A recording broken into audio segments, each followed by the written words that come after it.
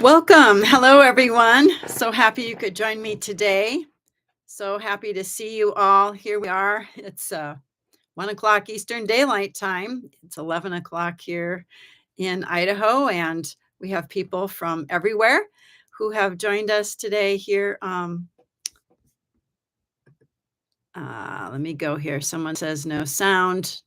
Can you hear me?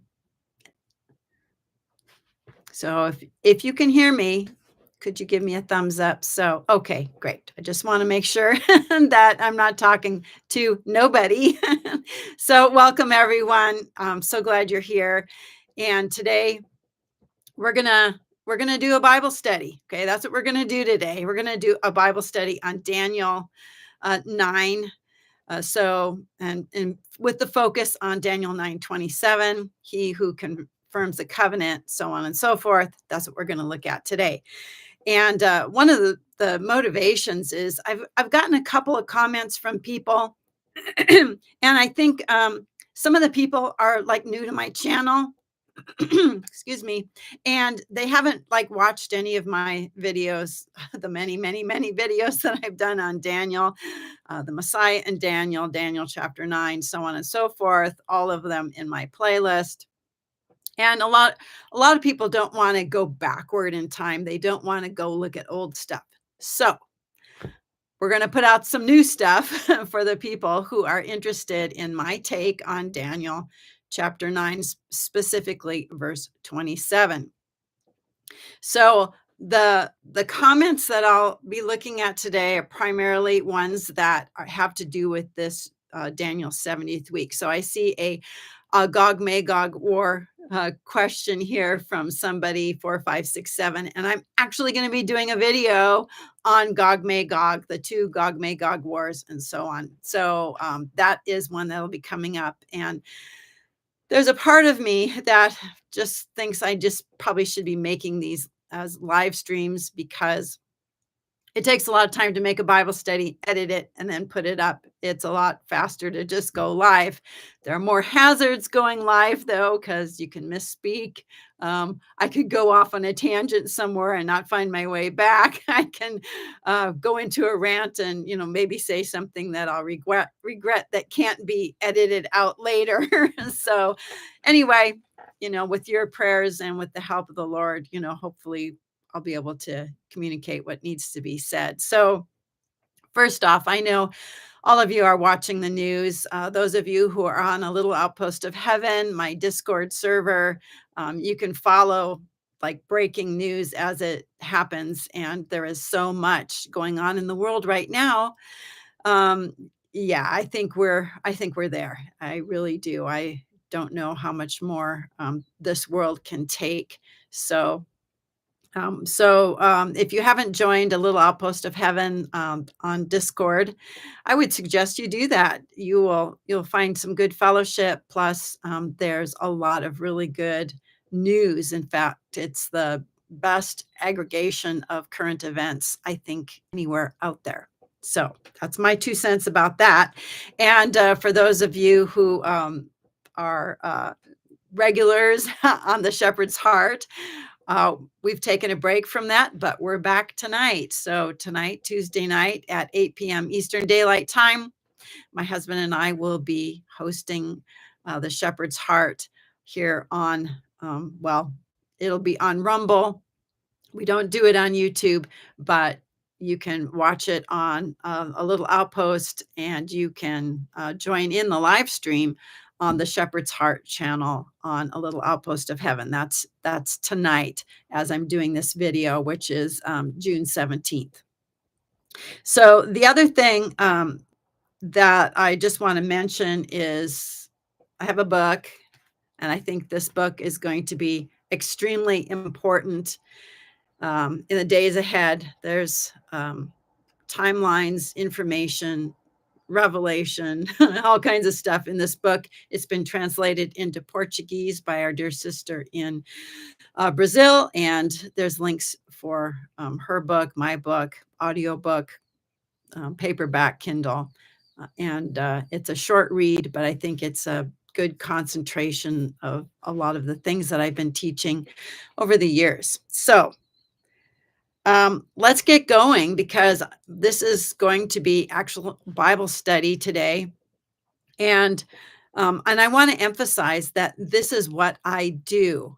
I do Bible study. Okay. I don't have an end time prophecy channel. I have an end time Bible study channel. Okay. And that's what I do is I do Bible studies. And this is something that I've been doing for decades. Okay. Since the 80s. Um, excuse me, since like probably about 1982, 83, right around there is when I first started teaching women's Bible studies and taught the Bible verse by verse, um, expository Bible teaching. And I've done it for decades. Okay. This is what this is one of the things that I do. So when it came to studying the end times, uh, I had never done um, a expositional teaching of Revelation. So that was something new that I started doing actually in 2017, actually a little bit before that. And I taught through Daniel just as an overview, but I didn't in the past teach through Daniel the way I'm teaching through it now, specifically Daniel chapter 9, which is like so very important, and it's one of the most misunderstood passages that is out there in prophecy land. Okay, so if you know of anyone who has called me a false prophet or says I'm deceived or something like that. And they do it because I don't believe in a 7-year tribulation. Please point them to this particular video. That would be wonderful. Okay. Because I don't want to um, I don't want to engage in a debate, but I want to put this out there. And partly why I do my Bible studies and I allow for comments is because I like the feedback, because I learn and grow with feedback. And if I'm off on something, I'm open to my mind being changed. That's to me is a really important thing, is being flexible to input from other people. Okay. And I'm open to that, and I'm open for discussion. Okay. Because I believe that we can be good Bereans and we can actually study the Bible. Okay. And in the process of doing Bible study, not prophecy study, which is like doctrines like pre-trib, post-trib, whatever, if we actually study the passages using good Bible study methods, we'll actually come out with something that's biblical. Surprise, surprise. And if the doctrines that we hold have, we can find biblical support for, well, then we'll keep on holding them. But if all of a sudden we see certain doctrines that we've been holding on to beginning to crumble, because they don't stand up under the weight of true Bible study, well, then we need to start questioning um, what we believe. All right. So now here's the thing. Most eschatology that's out there has its basis as its foundation. Okay. The foundation of almost all eschatology out there is based on a 7-year tribulation. 7-year tribulation. Okay. So if you're a pre tribulation rapture person, you believe that the rapture will happen before the 7-year tribulation. If you're mid trib, it's in the middle of 7 years. If you're pre-wrath, they actually do it somewhere toward the end of 7 years. And if you're post-trib, again, it's at the end of a 7-year tribulation. So I wrote a book that was published. When was that published?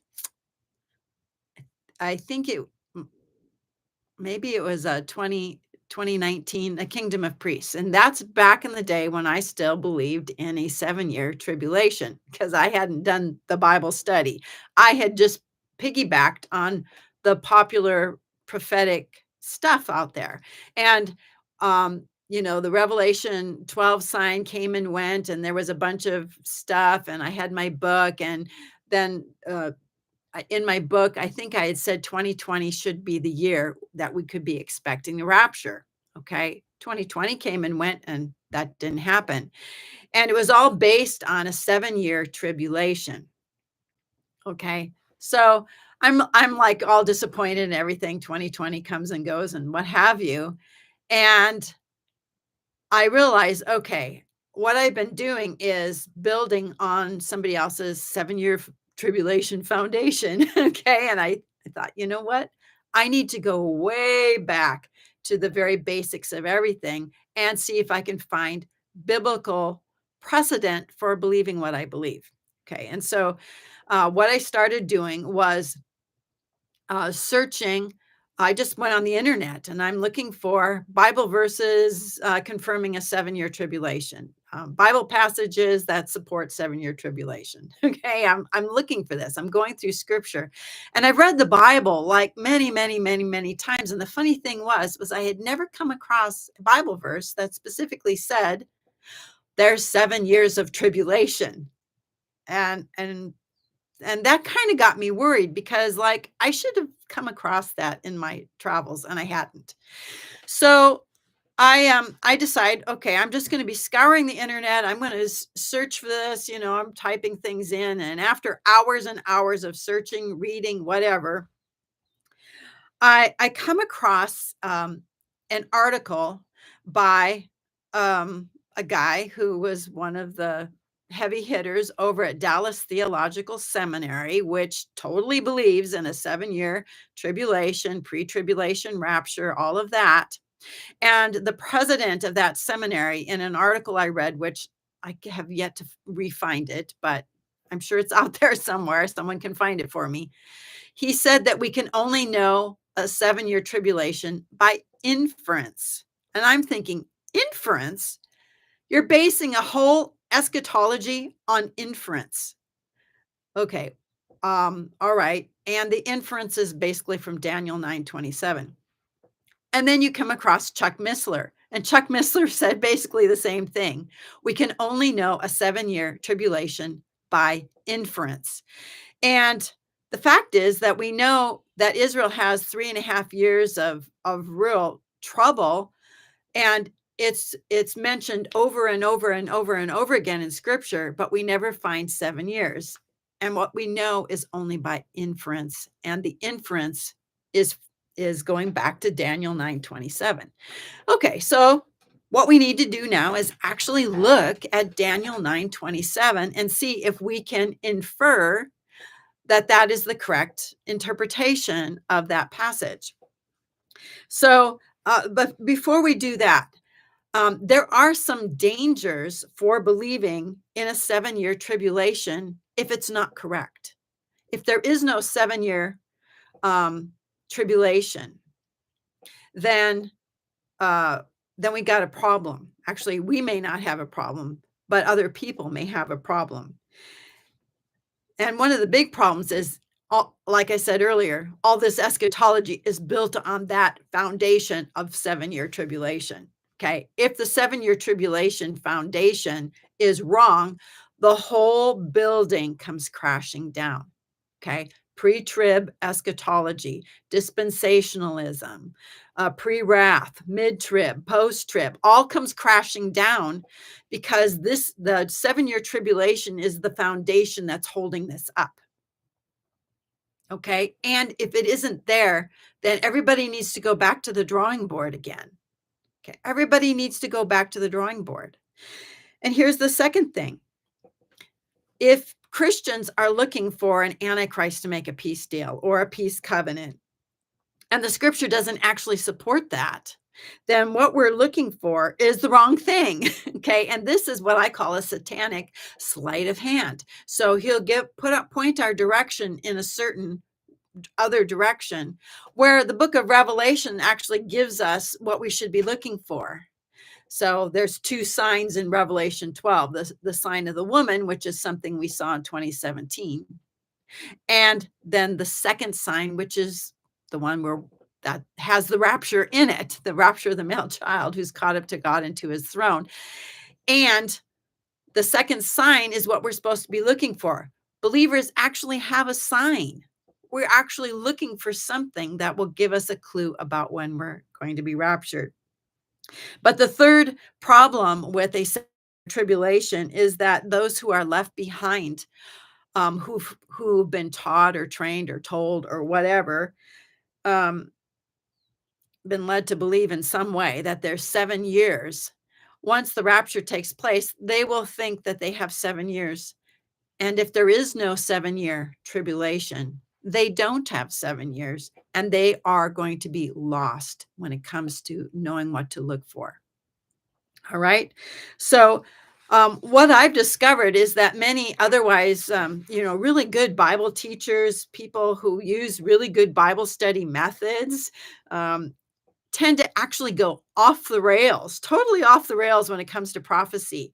So instead of being good Bible students and using good expository Bible teaching methods, they just start picking and choosing, cherry picking end time passages, splicing these passages together, reading things into the text, and coming up with a narrative. Which is why a lot of this stuff, when you actually read it in the Bible, doesn't make any sense. And that's because it's not based on good Bible exegesis. So, exegesis is when you read the passage and you try to see what the passage is saying, not what you want it to say or what you think it says. Okay. So, the traditions of men is what makes people absolutely blind to what the truth is. People are more loyal to their tradition and what they've been taught than they are loyal to the Word of God and what the Word of God says. All right. So, this is why many otherwise really awesome Bible teachers, they view the prophetic passages and they view it through a preconceived narrative that they've been given. They were handed this narrative and they filter all these prophetic texts to match the narrative that they're taught. Okay. And it's like they're handed a pair of glasses that says we're going to view all the prophetic scriptures through a pre-tribulational lens. 7 years of tribulation, rapture beforehand, only one rapture, rapture of the bride, rapture of the church. Okay, all of that stuff.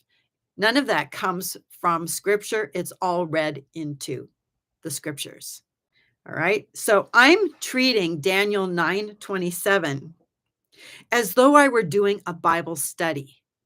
Okay. And whatever shows up, that's probably what the Bible is saying. Okay. So I'm using good Bible study methods here. And I'm going to point out here in a minute what they are. I'm not using this passage as a proof text, which many people do. They use it as a proof text for the 7-year timeline thing. And if there is a 7-year tribulation to be found in Daniel 9:27, we'll discover it if we use good biblical exegesis. Okay? So if you're watching this video and you believe that I'm in error with regard to how I'm interpreting this after you've watched the video, okay? You got to watch the video. Don't just come out and say I'm wrong. Okay. Watch the video. And if you can point out an error in my interpretation of Daniel 9:27, please point it out to me because I don't want to have error. I want to be walking in the truth. Okay. As much as I can be. All right. So we're all challenged to be good Bereans. And being a good Berean doesn't mean you can just spit out whatever your pastor teaches you about this stuff. Being a good Berean means you're going to use a good Bible study method and with the goal to answer the question, what does the Bible actually say? Okay. What does the Bible actually say? Not what have I been taught that it says. All right. So good Bible study exegesis. And by the way, this is all in the show notes that I'm basically reading for you today. And I'm going to put these in after this video is over. I'm going to put the show notes for this in the description box below this video. Okay. So there are 5 main points for doing a good Bible study.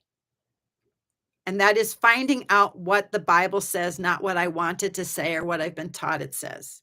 The first thing, and none of these are in any particular order, but the first thing is we've been given all these Bible study helps. Okay. I like Bible Hub, but other people use other Bible study, um, sites, websites on the internet. And this enables us to do really good Bible study really quickly. Okay. And my belief is that the Bible should be the average Christian should be able to read a passage, go use the Strongs, and understand what it's saying. You shouldn't have to have a doctorate or a master's degree in anything. The average Christian of average intelligence who can read the Bible should be able to understand this stuff. Okay, I'm an average Christian person. I have average intelligence. I'm not a brilliant intellectual person. I'm not. I just am persistent. Okay, I am persistent because I want to know the truth. Okay, I'm persistent. And so the first thing that we can do is we can actually look at key words in the original language. Now, I'm going to take Daniel 9:27. I'm not going to look at all the keywords, but I am going to look at the word covenant. Okay. And what does the word covenant mean in Daniel? The second thing I'm going to do is I'm going to look at the principle. I'm going to use the principle of first mention. Because when a word or an idea or a concept is first mentioned in scripture, it's going to give us often, not always, but often, the seed form of a theme that goes throughout scripture. Okay, so in this time around, I'm going to be looking at the word end, to bring an end to sacrifice. That word end is so important. Okay. And most people, they just read what it says in English and they don't check it out to see what it might say in the original Hebrew, which you can go look it up. Okay. You can go look it up. So we're going to look at that word. And we're going to look at the first mention of that word. The third thing is, what does this passage mean in the historical, cultural context? Now, most people who hold to dispensationalism would not argue with me on any of these points because they say this is how they do Bible study is using the original language, how these things are meant, and what does the passage mean in the historical, cultural context. Well, we have to understand Daniel 9 in its cultural, historical context. And this isn't in the show notes, and I'm just going to touch on it real briefly. But when Daniel came to realize that the 70 years for Daniel's 70th, that 70 weeks of years that Jeremiah had prophesied, when Daniel realizes that that was up, he starts praying this amazing prayer of contrition and repentance and all of that. And so this is in the context of the 70 years of captivity. Okay, so this is important. Why were the Jews in captivity for 70 years? Why 70? Well, it's because for 490 years, they didn't keep the Sabbath. So because they didn't do right by the land, God kicked them out of the land for 70 years so that the land could have its rest. 70 groups of 7 years, 490 years, the Jews did not keep the land rest. All right. So what we have here is a sandwich. We have 490 years that the land didn't rest. Okay, 70 groups of 7 years. And then the angel Gabriel is going to come with another 490 years, 70 groups of 7 years. Okay, the first group of years were sabbatical years. They didn't let the land rest. The second group of 490 years are also sabbatical years. Sabbatical years begin in the fall. Okay, right there, that should tell us something. In the historical, cultural context, these are 70 groups of sabbatical years. 70 groups of 7 years. Okay, I'm just throwing that in there because that's part of the historical, cultural context. So Point number 4, how does this passage fit into the larger biblical context? So if we look at the word covenant, for example, in Daniel 9, which we are going to look at, how does this fit into the whole, how this word covenant is used in the whole book of Daniel? And how is the word covenant used in Daniel chapter 9? And it's used in 2 places there. Okay, these are just regular Bible study questions that you have to ask in order to come up with what is the Bible saying, not what do I want it to say or what have I been taught that it says. And the 5th thing is something that I've never mentioned before in other Bible studies, but I think it's really important. Are there any other supporting passages, types, or shadows in the Bible that make reference to this? Okay, so Daniel 9:27, for example, most people who teach this, in their pre-trib camps, whatever, they teach that it's the Antichrist who confirms a covenant with Israel. All right, so let's say that that's true. Are there any other supporting passages that talk about that? Are there any types and shadows in the Bible that refer to any Antichrist figure or type who makes a covenant with God's people? Okay. Antiochus Epiphanes, does he make a covenant with God's people? No, no, he never does. Nimrod, who is a type of the Antichrist, does he make a covenant with anybody, with Israel, or Israel didn't exist, but any of God's people? The answer to that is no. Does any other type or shadow or example of an Antichrist make a covenant with God's people? The answer is no. There's no prior example, no previous teaching, no type or shadow that does that. Okay. Right there, that should be a reason to go, that's interesting. Okay. That's interesting. Make a note of that. All right. So here is the passage we're going to look at today. And we're already half hour almost into this Bible study. We're going to run a little over an hour today. I hope that's okay. All right. So Daniel 9:27. I am reading it from the New King James. I will not use the King James to teach this passage because the King James did not translate this correct. And people have been misled into a false idea of who is confirming the covenant because of the King James version. All right. Now I'm going to have all these King James people out there on my case. I don't care. It's wrong. Okay. It's wrong.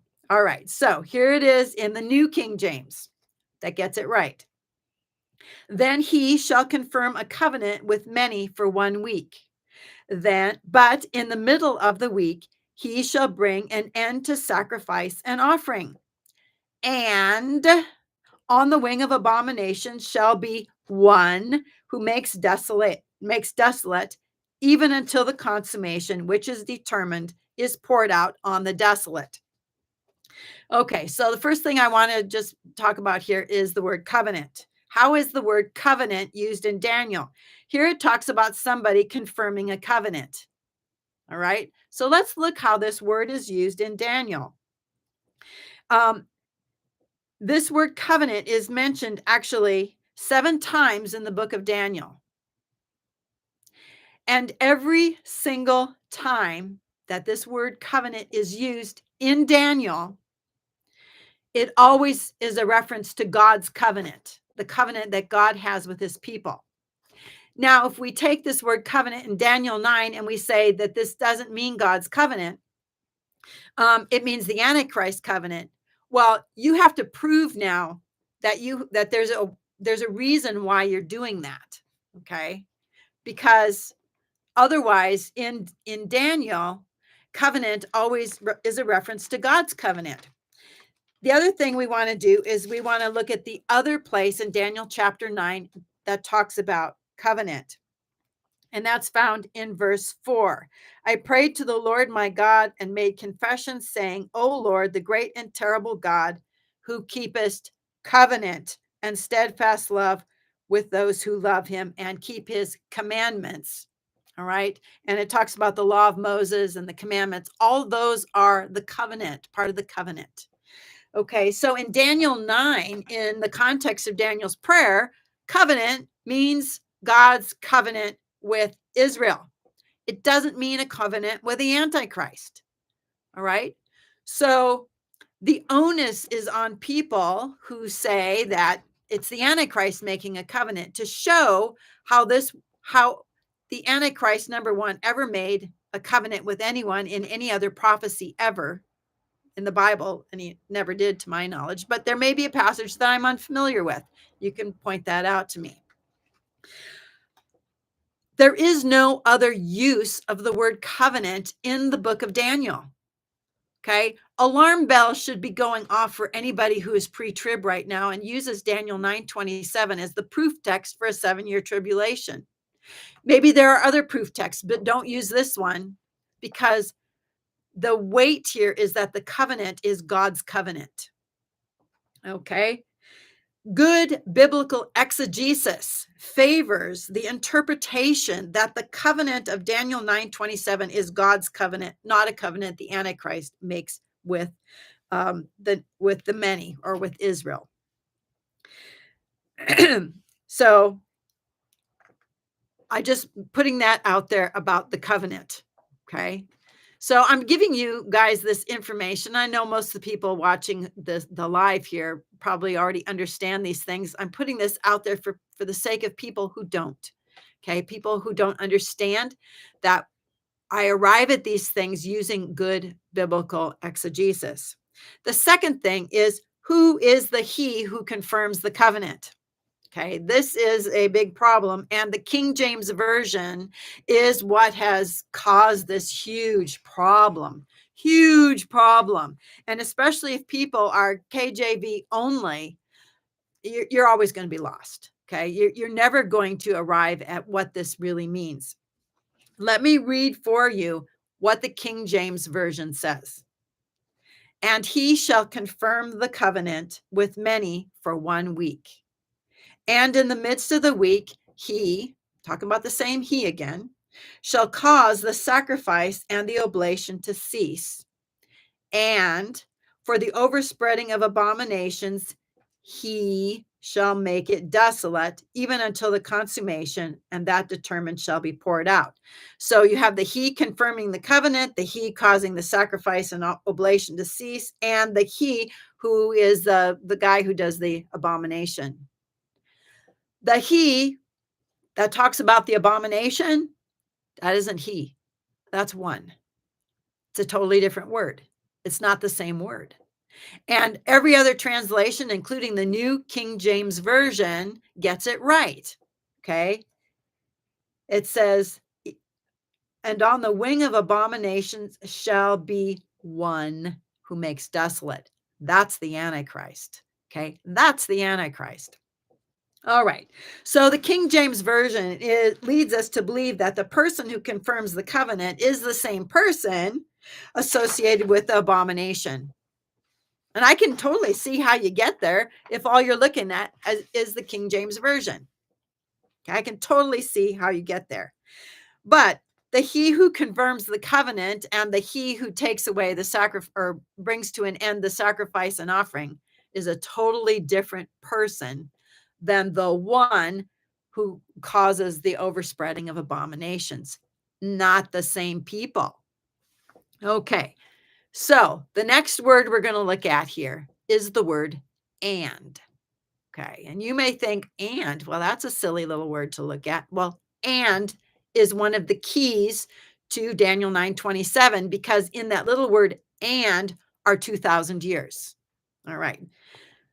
Daniel 9 is broken, is split in half. Okay. There's someone who confirms a covenant, and in the midst of the week brings an end to sacrifice and offering. Then you have this little word and. Then comes one on the wing of abominations. Okay. This little word and is in the middle of a prophecy, a messianic prophecy. And this messianic prophecy, remember, Jesus has there's two times when he's going to come. He's going to come He came at his first coming, 2,000 years, and he's coming again at his second coming. Okay. Is there any precedent for taking a messianic passage and breaking it into the first coming of Christ and the second coming of Christ? Yes, there is. This is found in Isaiah 61, verses 1 and the first part of verse 2, that Jesus quoted after he was anointed at his baptism. Jesus quoted this in Luke chapter 4, verses 17 through 20.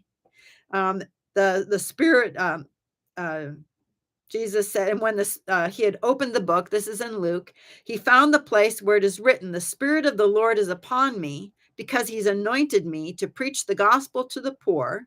He sent me to heal the brokenhearted, to proclaim liberty to the captives, and recovery of sight to the blind, to set at liberty those who are oppressed, and to proclaim the acceptable year of the Lord." And then he closed the book. He closed the book. Why? Because the rest of the passage says this.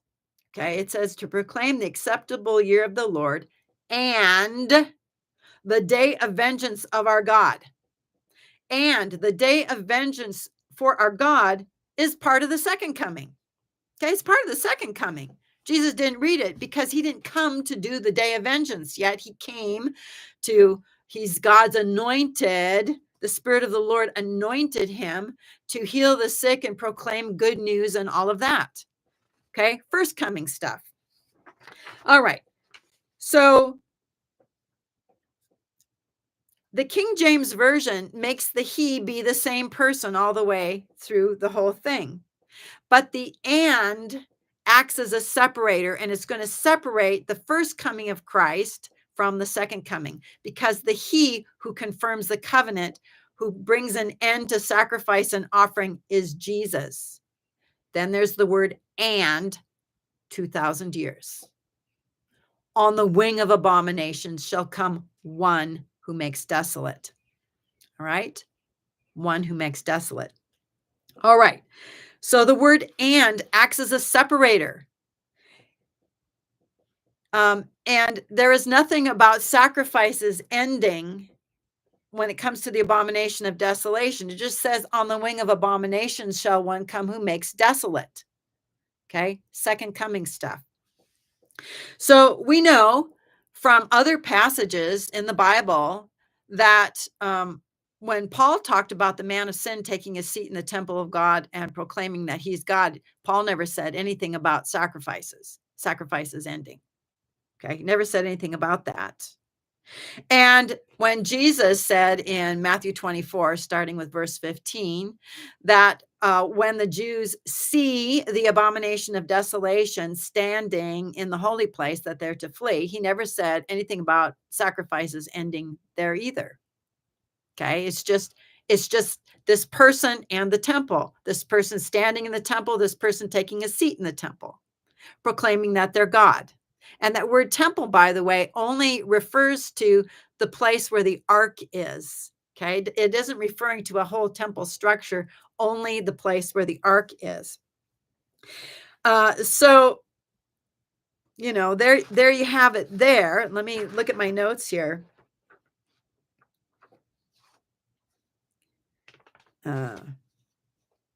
Let's go back to that word he again. All right. The word he, a lot of people take it to mean that part of Daniel where it says, and the people of the prince who is to come shall destroy the city and the sanctuary. And they say that that's the he who confirms the covenant. It's the people of the prince who destroys the city and the sanctuary who does that.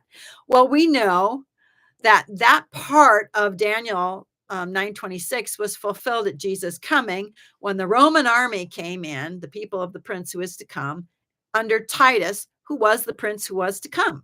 At the time Daniel got this, the Romans didn't even really exist as an empire, and nobody knew who Titus was. So this is some other group of people who are going to come in, they're going to destroy the temple, and they're going to haul people off. Because remember, at the time of Daniel, Nebuchadnezzar came in, destroyed the temple, hauled people off. made a desolation, right? So what the angel's telling Gabriel is this is going to happen again. Okay, this is going to happen again.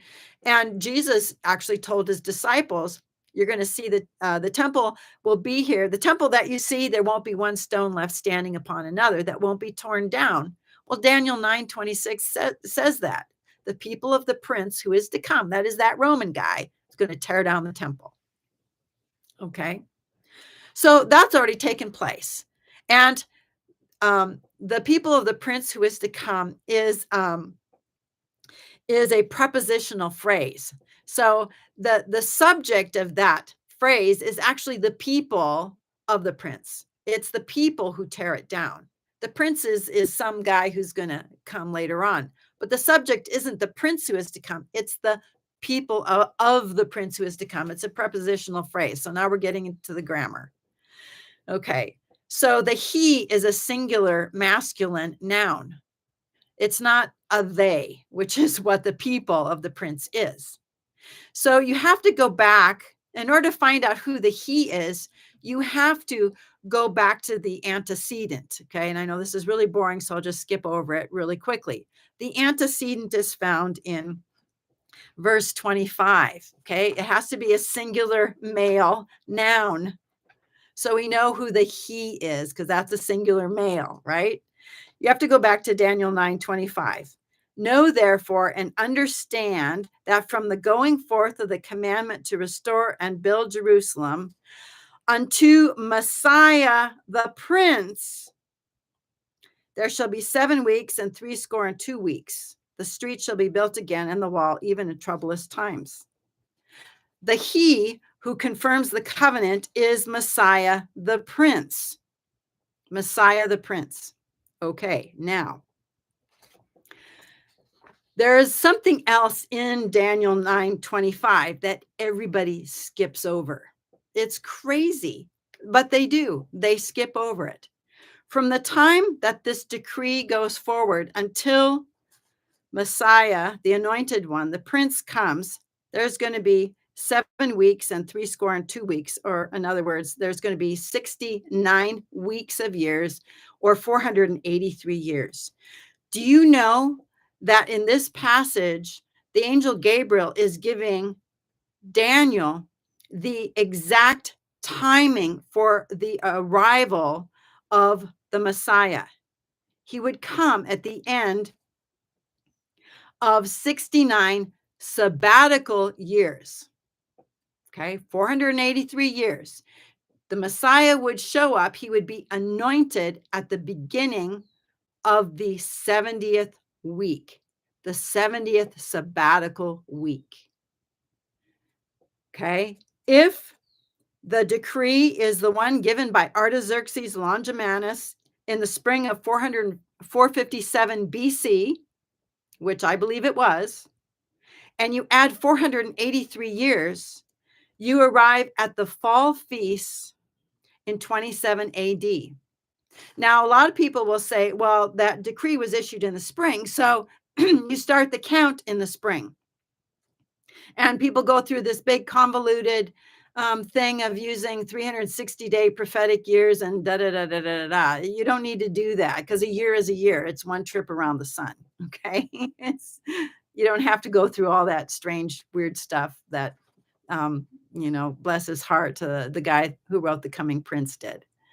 Okay, and that this is promulgated and it's crazy. A year is a year. Okay, and we're talking sabbatical years, so we can't start in the spring. We're going to have to start it when Ezra arrived in Jerusalem in the 7th month. Okay, and that's when the count starts. You start when Ezra arrived, and then you count ahead 483 years, and you arrive at 27 AD. We can know exactly when Jesus arrived on the scene. And he was here for 3.5 years. He had a 3.5-year ministry. Isn't that weird that his 3.5-year ministry sort of matches up with that first half of Daniel's 70th week? Okay. Like let's put one and one together here. Okay. So we have the he being the Messiah the Prince, who came in 27 AD to confirm God's covenant with the nation of Israel. Now, here's where it gets a little confusing for people. It says that whoever the he was brought sacrifices to an end. Let's find the passage here. That in the middle of the week, he shall bring an end to sacrifice and offering. Okay. He shall bring an end. Let's look at the word end. Okay. We're going to look at the word end. It's in the Strong's Concordance. It's number 7673. And the word is Shabbath.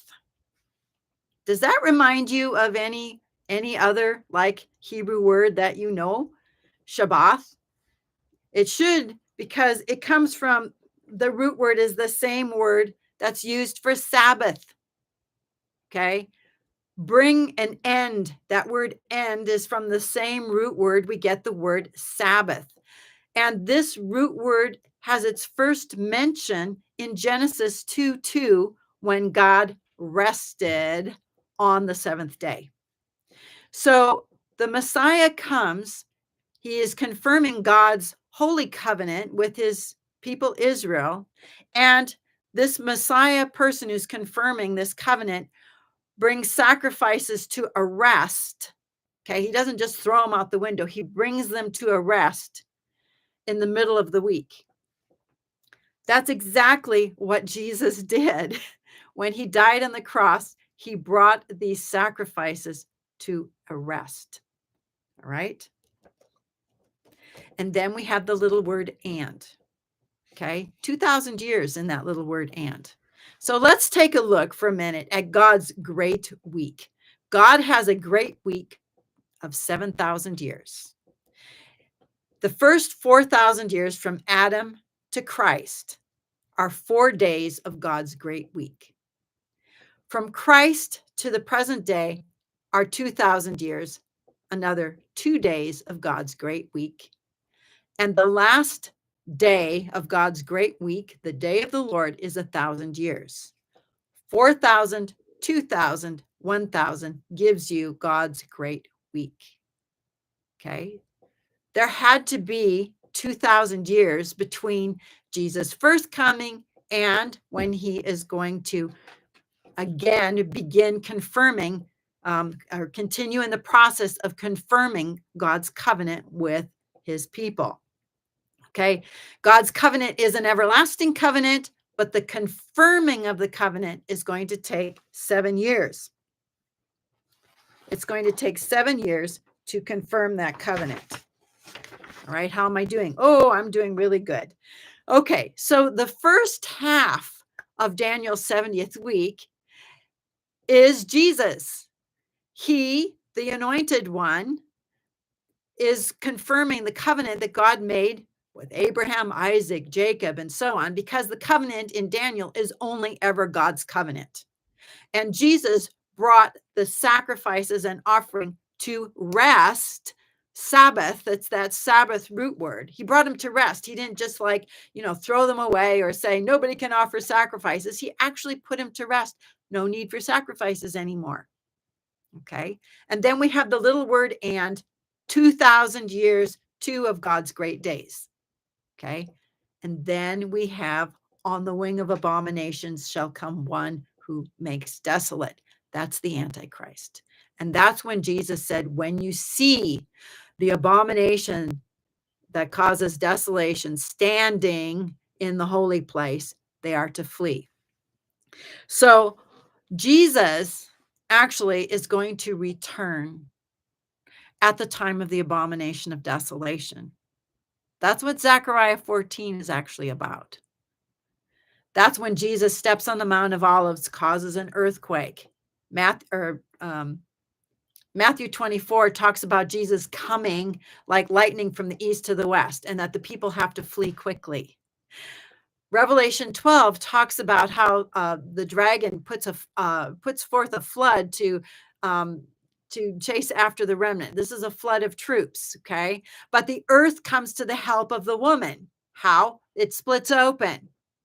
The people flee through, and then the armies of the dragon try to pursue the woman. This is another Red Sea moment, okay? But it says that the earth closed back up again. The earth swallowed up that army.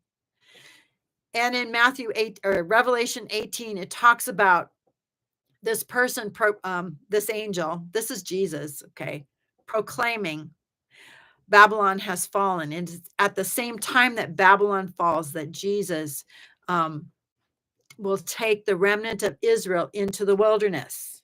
Okay, now I've done a video series on Israel during the end times.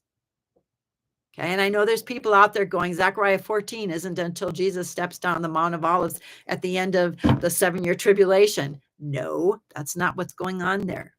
Because the one who steps down on the Mount of Olives is going to take the remnant and flee with them into the wilderness. There's this earthquake. All right, so that isn't in the notes, but here's what we do know about the last half of the 70th week of Daniel. We know that it's going to be a terrible time of trouble for Israel. Okay, Daniel 12:7 says, and I heard the man clothed in linen who was above the waters of the stream. And by the way, this same angel man shows up in Revelation 10, who is Christ, also holding up his hand and swearing by him who lives forever and ever, that it would be for a time, times, and half a time. In other words, 3.5 years. And that when the shattering of the power of the holy people comes to an end, all these things will be finished. Okay. So Daniel 12 says, how long is this time of trouble going to be? 3.5 years, time, times, and half a time. Revelation 12:14, the woman was given 2 wings of a great eagle to fly from the presence of the serpent to her place in the wilderness, where she's nourished for a time, times, and half a time. Revelation 12:6, the woman fled into the wilderness, where she has a place prepared by God that they should feed her there 1,260 days, which is the same amount as time, times, and half a time, or 3.5 years. Revelation 13:5, the beast was given a mouth to speak arrogant and blasphemous words and authority to act for 42 months, which is the same as 1,260 days, or time, times, and half a time, or 3.5 years. And we're given all these individual metrics, so we know that we're talking about the same time period.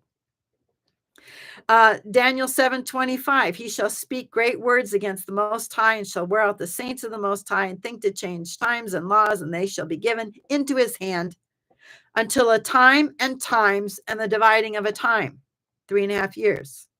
In the Olivet Discourse, Matthew chapter 24, Jesus places Israel's time of trouble beginning with the abomination of desolation, something we know will occur in the middle of Daniel's 70th week.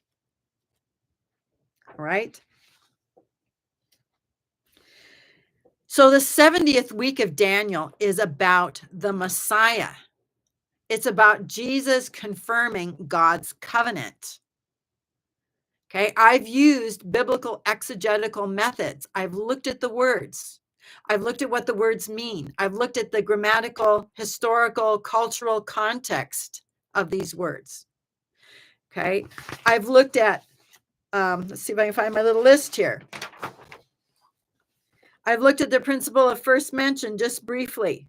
I've looked at how this passage fits into the larger context. And I haven't even touched on why this prophecy was given.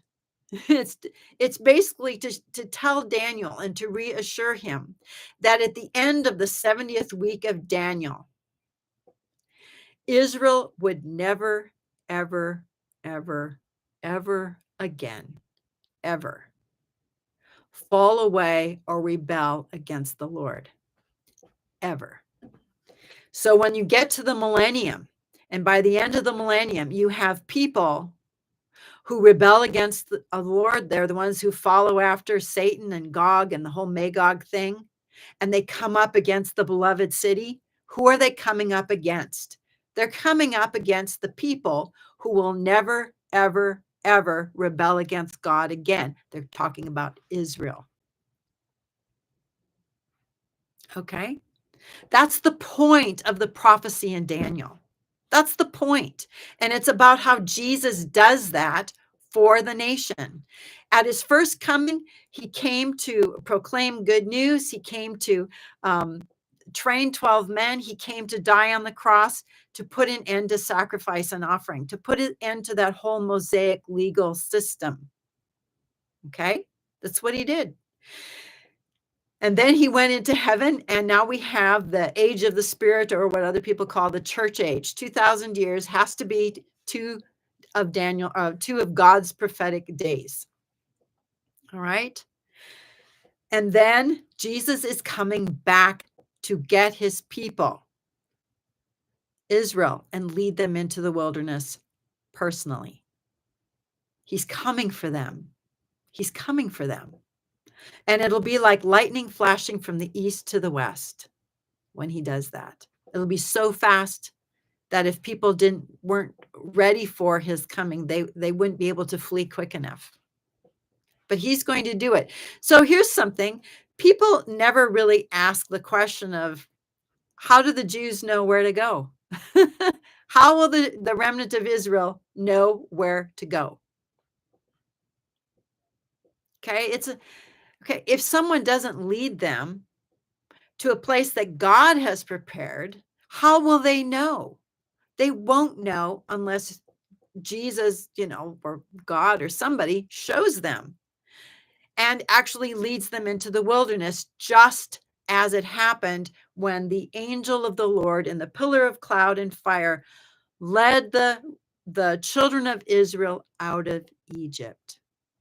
And this place is prepared by God. He has a place in the wilderness that's already prepared, that is ready for them. And they just need to follow the light, follow the pillar of cloud and fire that will lead them into the wilderness. Okay. All right. So let's see what my summary is here, if I can find it in my notes. All right. So the one last principle here is finding other supporting passages or types or shadows or examples in the Bible that are types and shadows of the Antichrist that show this type or shadow or example making a covenant with God's people. I don't see one. There is not one example, but there are types and shadows for everything else that happens at the end times. Multiple types and shadows, multiple examples, easy to point out, but none for the Antichrist making a covenant. All right. So here we are at the end of this Bible study. And the sad thing about tradition, which is the basic problem that we're dealing with here, the problem that I'm dealing with, when it comes to people talking about a 7-year tribulation and then using that as a foundation for their whole prophetic eschatology. The problem is tradition, because Satan has gotten into denominations. Now you'll say, well, he didn't get into mine. Okay, but he got into all those other ones. Well, that's what everybody says. And Satan doesn't, he doesn't need for you to believe everything wrong. All he needs to do is just get you off the path a little bit, and then get you locked into a system that it becomes very difficult to get out of. Okay, which is what tradition does. It creates a system, and it's so hard to get out of it. This is what Jesus was up against with the scribes and the Pharisees and the Sadducees, was all their traditions. The traditions of men made it almost impossible for them to understand what the Bible was saying, of how Jesus was fulfilling Old Testament prophecies. They couldn't see it because Jesus didn't meet up with their expectation of what was written in the book. And don't think that this same thing isn't going to happen over again, just prior to Jesus' return. Of course it will. Of course it will. Tradition, and I've done a video on old wineskins, okay? And if you have if you're interested in why your pastor can't change his mind, it's because of tradition and old wineskins. You cannot put new wine into old wineskins. And the current religious denominational system, or even non-denominational system, is locked in.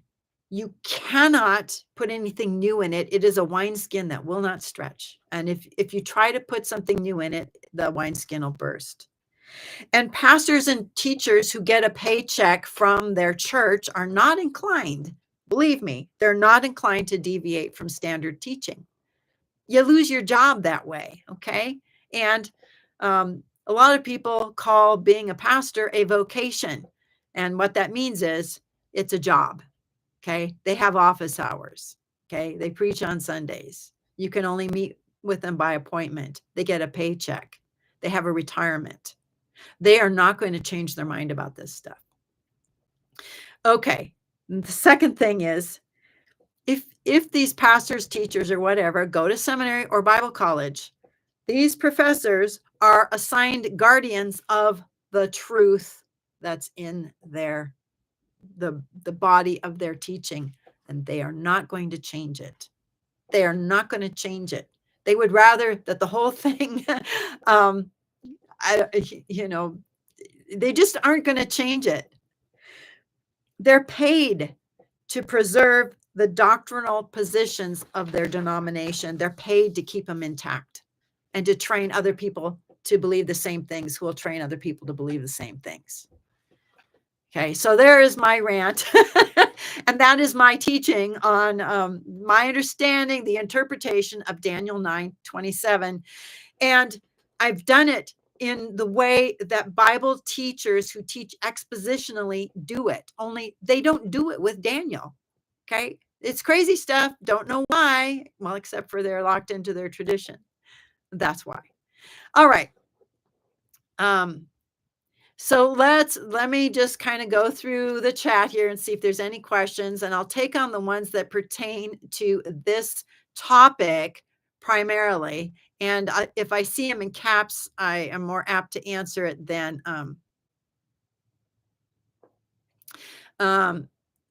and let's see what we can see here. Let's see, looking for caps here. Thank you all for showing up today. Okay, somebody 4567 question. It says first apostasy must come and then the Antichrist will arise. So if apostasy is when the woman flees into the desert, is Israel fleeing before the Antichrist comes into power? Yes, it's actually on the same day the Antichrist comes into power. Same day, which is why they have to flee really fast, because they only got a short time to flee through.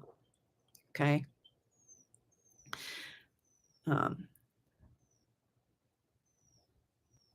See what else. Just looking for caps here, and I'm not seeing too many questions at the beginning of this. And I'll be talking about the Gog-Magog wars in a coming Bible study, all right, because this is really important. We need to understand the whole Gog-Magog thing, all right? Let's see. Not finding any more here. Oh, here's one. David Bird. Will you please speak off the top of your head what it would be like to be in that secret place with Jesus teaching one of the remnant? Oh, man. You know what I think it'll be like? I think if you read the Gospels and you see Jesus with his disciples, that's what it's going to be like, especially as if you read through the Gospel of John. I think that's what it'll be like. Right. So true. All right. So let's see what else.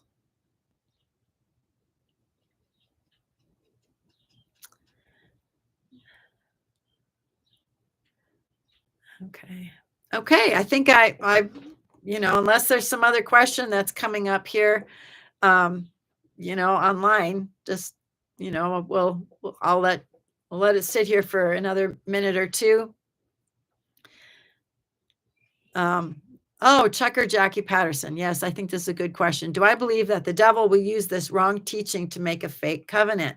It's very possible, because I also think that the Temple Institute and all the red heifer stuff that have to do with like a new temple, a rebuilt temple, which isn't the temple that's going to be rebuilt that we read about in Revelation. I think that that is going to be a part of this too.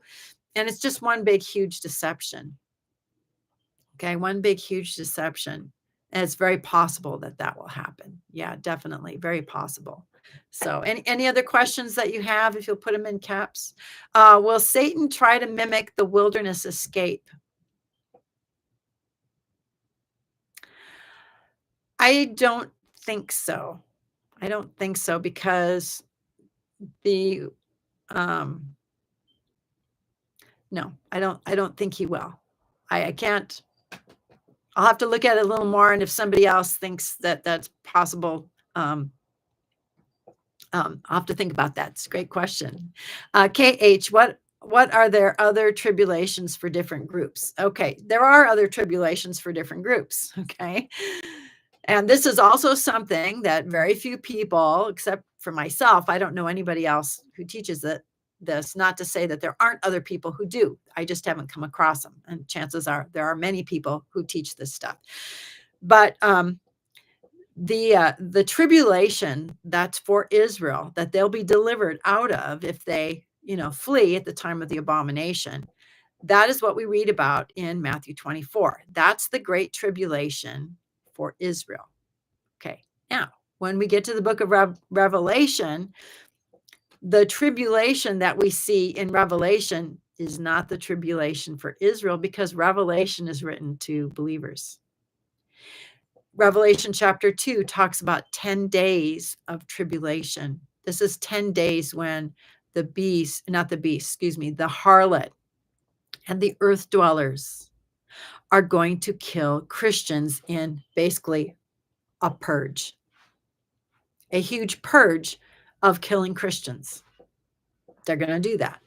And Revelation 7 then refers to that group of people who are suffering great tribulation during those 10 days.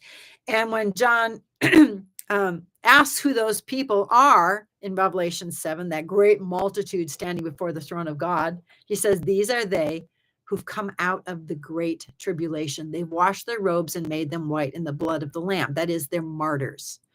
They're the same martyrs that we read about in Revelation 6, who are given a white robe and told to rest a little while till that full number comes in. There's 10 days of martyrdom. There's a completion there. There has to be a full group of martyrs who come in. Okay. And then it's going to be vengeance on the harlot, Mystery Babylon, and so on. So there is a great tribulation for believers, but it's that 10 days of tribulation. And then we also know that during the reign of the beast, there'll be a time of tribulation as well. But the tribulation for believers is totally different than the tribulation for Israel. And they're not the same, and they don't happen at the same time. They're different. And again, this is where you have to read what the text is actually saying in the context of the book. All right. So Karen C, no live this Friday. Yes, there is a live this Friday. I'm going to do 2 of them this week. So when are those in the wilderness taken to heaven? They're never taken into heaven. Okay. This is the group of regular people that Jesus is going to use as a group that he's going to start his millennial kingdom with. You got to have a group of people in order to have a kingdom. And these are the people who will be preserved during the reign of the beast, who are regular people who will be brought into the millennial reign of Christ. And they will be the beginning of his kingdom. So they don't get brought to heaven. They are never brought to heaven.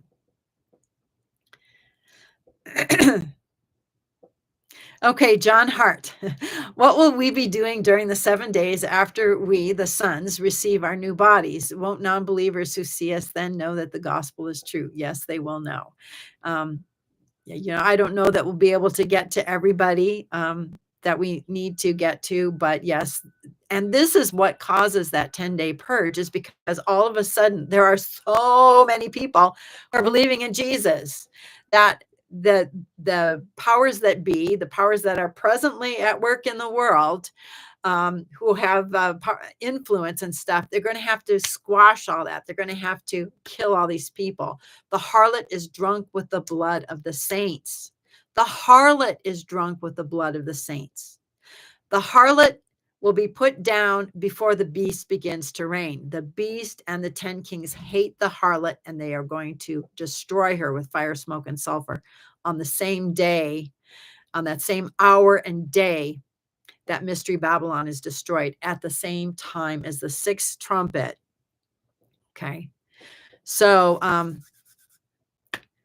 Kelly Kassler, why were the red heifers sent to Israel? Because there are people who think that you have to have the ashes of the red heifer so that you can reinstate the coming temple and all the temple sacrifices and so on. But the coming temple, rebuilt temple, isn't going to have sacrifices.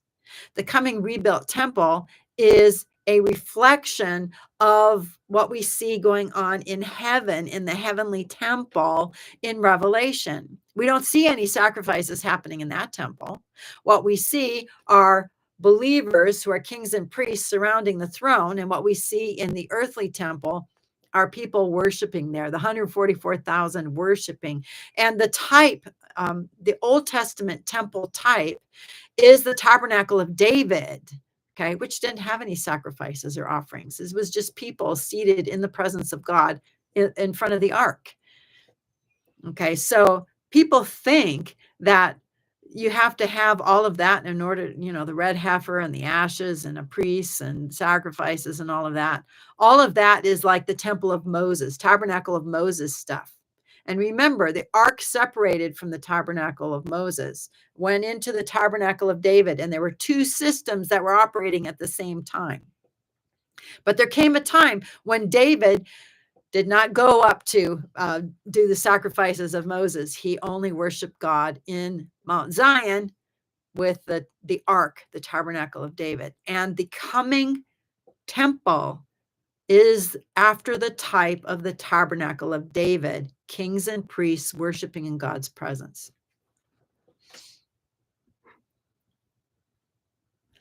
Okay, let's see what else we got here.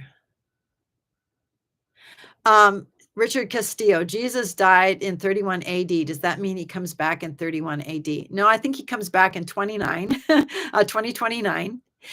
But there is a temple that has to be rebuilt. Okay, there is going to be a millennial temple that's mentioned in Ezekiel. And this is a type of the Temple of Solomon. And when Solomon's temple was erected, the tabernacle of Moses and the tabernacle of David came back together in this one temple. Okay, so that's how the Temple of Solomon is a type of the millennial reign. But there is going to be a rebuilt temple, and God's presence is going to come back to the temple. And I think that's going to be in 31 AD. Jesus is coming into that temple, but the presence of God, the Father, is also going to come into that temple and be there. And I think that will happen in 31. Because in Revelation chapter 1, it says that God is coming back. The Father is coming back. And mostly people see it as Jesus coming back, but the Father is coming back. He's going to come back during and be in that millennial temple. He is also coming back after the great white throne judgment with the New Jerusalem to live on the new earth. Okay, so I hope that answers your question there. Stever G, question, in addition to the Jewish remnant, will there be a remnant from all the other ethnic groups, or will some ethnic groups be totally wiped out? I think you're talking about in the millennium, will people from every tribe, tongue, and nation be there in the millennium? And I kind of tend to think probably so. I don't know why they wouldn't be. Let's kind of skip there. Michael Wright, do you see the 10 days of persecution as something that can happen while Trump is president? How does this affect the framework timing thing? Okay, so here's the deal. is if, and again, I'm just going to say if, because we won't know for sure if 2025 is our year or not until we see the sign of the dragon. That has to that has to come into play. But let's say that this is our year. Okay, if this is our year, then we would be raptured sometime the early part of November. The sign of the dragon would be coincide with the days of Noah, which is right around Halloween. And that would be the same day. The day that we are raptured then would be the day that the first 4 seals are broken, because they all go together, and the first 5 trumpets sound. Okay. And then there's going to be 5 months during which the creatures that come out of the pit, the angels that come out of the pit, are going to try to get a body.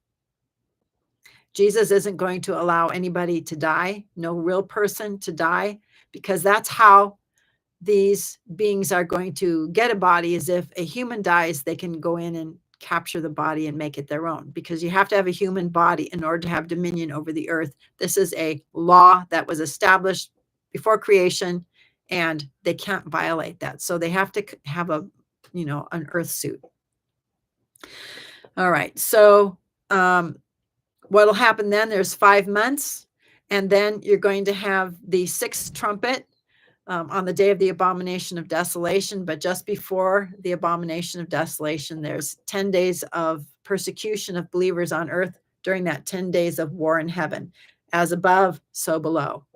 And the thing is, there's not going to be any presidents here after, 2026.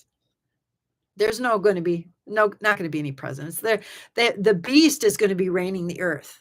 Okay. And if he's still president in 2026, then he's working for the beast.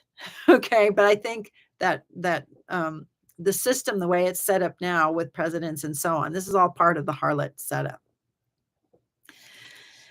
And the 10 days of persecution probably won't happen while Trump is president. Okay. I think he'll be gone by then. All right. So Betty, how harmful is the wrong teaching of Daniel 9:27? It's pretty, okay. Like I said earlier, if your eschatology is based on Daniel 9:27 and a 7-year tribulation, which people point to that passage for the 7-year tribulation, then your whole eschatology is wrong. The pre-trib dispensational eschatology is wrong. Mid-trib eschatology is wrong. Pre-wrath eschatology is wrong. Post-trib eschatology is wrong. It's all wrong. Okay. And so any kind of understanding that people have from hearing about this, or whatever, it's wrong. It is wrong at like just about every level. And, if you have wrong biblical eschatology, it can cost people. It can cost them a lot. And especially if they're left here after we're gone and they think they got 7 years and there's less than 3.5. And if you're a Christian, you got less than 5 months. It can cause a great deal of harm. A great deal of harm. All right. So Make the Rapture asks, what is the sign of the dragon? Get my book. Get my book. The sign of the dragon is in Daniel chapter 12. Talks about in chapter 1, verse 1, there's a great sign, the sign of the woman. This is an astronomical alignment that appeared in 2017. That is absolutely what it was. It appeared in the sky. We could see it. And the second sign, the sign of the dragon, is when Satan is on the earth and he's going to cast a third of his angels to the earth. And there's also going to be, in conjunction with, I believe, a meteor storm. The Pleiades are part of that astronomical sign. And that is in Taurus the Bull.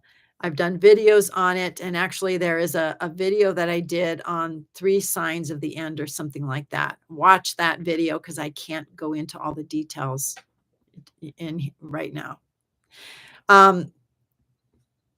Let's see, where are we?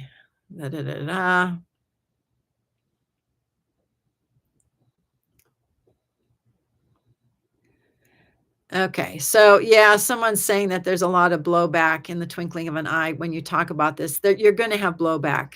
As soon as you come up against tradition, people are going to start they're going to call you all kinds of nasty names. They might kick you out of their churches, and they might say you're deceived. They might say you're a false prophet. They're going to say all those things. And Jesus said, if they say those things about you, you're in good company. Okay? You're in good company. Charlotte for Jesus, what do you tell people who think we can't go yet because the temple has to be rebuilt first? Well, I think the temple will actually be set up right around the time that we're, and actually maybe just prior to when we're changed and when we're raptured. And what I tell them is it's a tabernacle, it's a tent, and you can set up a tent in a day. And if you know where the Ark of the Covenant is, which I believe the two witnesses there, the two olive trees and the two lampstands, going back to Zechariah chapter 4, where it talks about Zerubbabel and Joshua the high priest, who are types and shadows of the two witnesses who rebuilt the temple. Okay, and it's just a tent. It can be set up in a day. If they know where the ark is, and I don't know why the two witnesses wouldn't know, you can put it in the tabernacle and you're all ready to go. Okay, when we go. Could the sign of the dragon have something to do with China? Well, I think the imagery is very interesting, but the actual sign of the dragon, no, I don't think it has to do with China.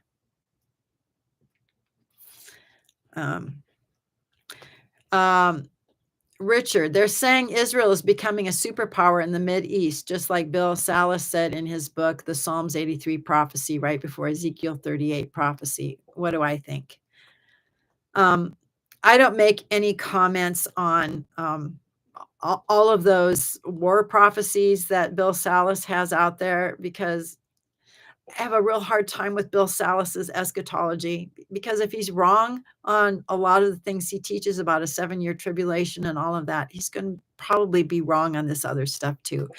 I don't doubt that there's going to be a lead up to the Gog-Magog war, but I'm not attaching it to any of those prophecies that he attaches it to. I just don't. Not that he isn't right on some of that. I just don't have an opinion on that. Okay. Cass 4223 says, do you think once the Father is back, we'll be able to walk with him like in the very beginning? I'm so looking forward to things coming full circle. Well, once we're in heaven, we'll be seated in God's presence. We'll have access to his throne. We'll be able to, we'll be his kids.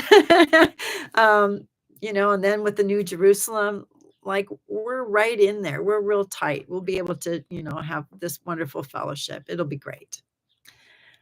Make the rapture. Brenda, is all of this in your book? A lot of it is. A lot of this is in my book. Yes, it is in my book. Not everything, but a lot of it. And this, I think, will be my last question. Bold as a lion. There are many Christians that will never criticize Israel due to misinterpreting scripture. Thoughts? Yes.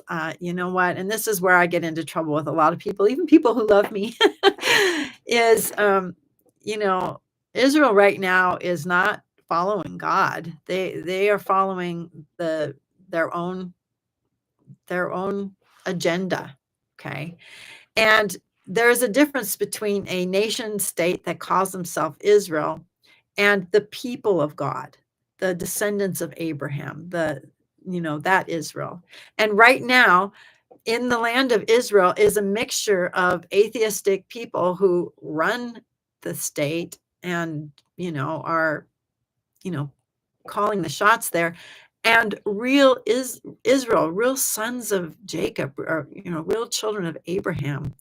And I would never say anything bad about God's chosen people, the true children of God, of Israel. But I don't have to like the worldly government that they're operating under, because they're not following God. They don't believe in Jesus. They're anti-Jesus. Okay. And so, you can love his people and not support the state. I don't support the state. But then again, I don't support, my government here in the United States. I think it's all part of the harlot system. Okay. All right. So, hour and 24 minutes. I think I'll just leave it at that. And I want to thank you all for joining me.